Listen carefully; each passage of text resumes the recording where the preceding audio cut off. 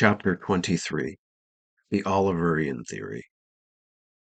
In commendation of the Reverend Dr. Oliver as a learned and prolific writer on Freemasonry, too much cannot be said. His name must ever be clarum et venerabile among the craft. To the study of the history and the philosophy of the institution he brought a store of scholarly acquirements and a familiarity with ancient and modern literature which had been possessed by no Masonic author who had preceded him. Even Hutchinson, who certainly occupied the central and most elevated point in the circle of Masonic students and investigators who flourished in the 18th century, must yield the palm for erudition to him whose knowledge of books was encyclopedical. In his numerous works on Freemasonry, of which it is difficult to specify the most important, the most learned, or the most interesting, Dr. Oliver has raised the institution of Masonry to a point of elevation which it had never before reached, and to which its most ardent admirers had never aspired to promote it. He loved it for its social tendencies, for he was genial in his inclination and in his habits, and he cherished its principles of brotherly love, for his heart was as expanded as his mind. But he taught that within its chain of union there was a fund of ethics and philosophy, and a beautiful science of symbolism by which its ethics was developed to the initiated, which awakened scholars to the contemplation of the fact never before so completely demonstrated, that speculative Masonry claimed and was entitled to a prominent place among the systems of human philosophy. No longer could men say that Freemasonry was merely a club of good fellows. Oliver had proved that it was a school of inquirers after truth. No longer could they charge that its only design was the cultivation of kindly feelings and the enjoyment of good cheer. He had shown that it was engaged in the communication to its disciples of abstruse doctrines of religion and philosophy in a method by which it surpassed every other human scheme for imparting such knowledge. But notwithstanding this eulogium, every word of which is merited by its subject, and not one word of which would I erase, it must be confessed that there were two defects in his character that materially affect the value of his authority as an historian. One was that as a clergyman of the Church of England, he was controlled by that clerical esprit du corps which sought to make every opinion subservient to his peculiar sectarian views. Thus, he gave to every symbol, every myth, and every allegory the interpretation of a theologian rather than of a philosopher. The other defect, a far more important one, was the indulgence in an excessive credulity, which led him to accept the errors of tradition as the truths of history. In reading one of his narratives, it is often difficult to separate the two elements. He so glosses the sober facts of history with the fanciful coloring of legendary lore that the reader finds himself involved in an inextricable web of authentic history intermixed with unsupported tradition, where he finds it impossible to discern the true from the fabulous. The canon of criticism laid by Voltaire, that all historic certainty that does not amount to a mathematical demonstration is merely extreme probability, is far too rigorous. There are many facts that depend only on contemporaneous testimony, to which no more precise demonstration is applied, and which yet leave the strong impression of certainty on the mind. But here, as in all other things, there is a medium, a measure of moderation, and it would have been well if Dr. Oliver had observed it. But not having done so, his theory is founded not simply on the legend of the craft, of which he takes but little account, but on obscure legends and traditions derived by him in the course of his multifarious reading, sometimes from rabbinical and sometimes from unknown sources. Footnote.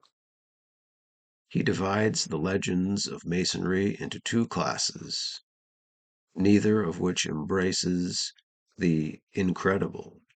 He says that many of them are founded in fact and capable of unquestionable proof, whilst others are based on Jewish traditions and consequently invested with probability, while they equally inculcate and enforce the most solemn and important truths. Historical Landmarks, Volume 1, page 399.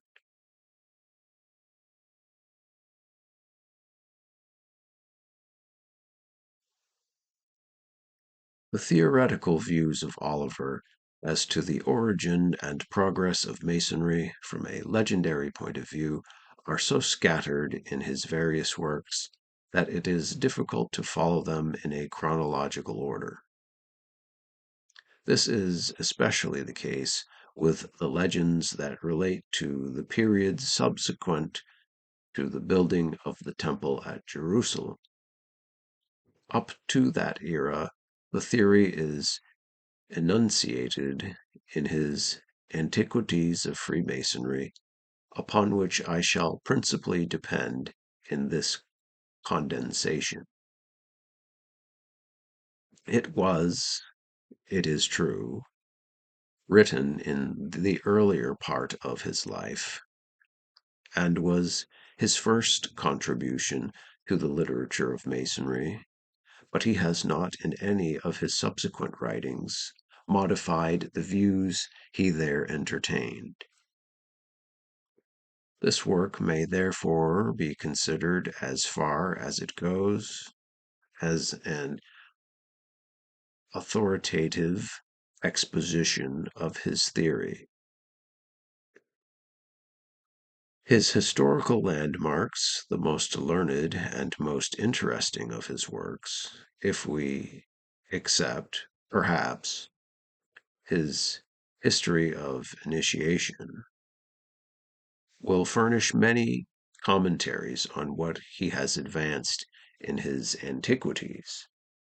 But as it is principally devoted to an inquiry into the origin and interpretation of the symbols and allegories of Masonry, we cannot obtain from its pages a connected view of his theory. Preston had introduced his history of Masonry by the assertion that its foundations might be traced from the commencement of the world.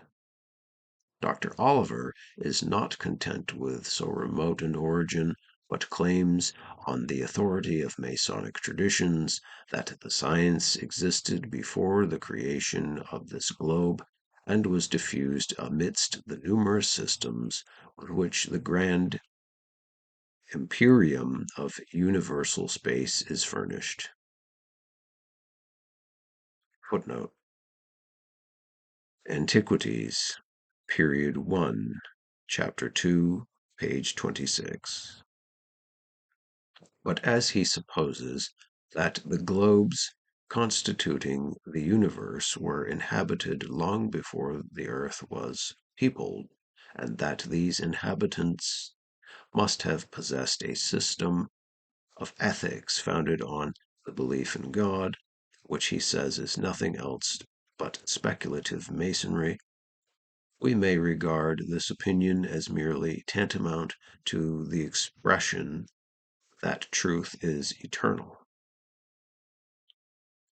Passing by this imperial notion as a mere metaphysical idea, let us begin with Oliver's theory of the mundane origin of the science of Masonry. While in the Garden of Eden, Adam was taught that science which is now termed Masonry.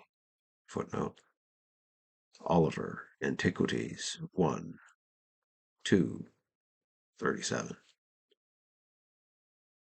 After his fall, he forfeited the gift of inspiration, but certainly retained a recollection of those degrees of knowledge which are within the compass of human capacity, and among them that speculative science now known as Freemasonry. Footnote: Oliver, Antiquities 1, 2, 40.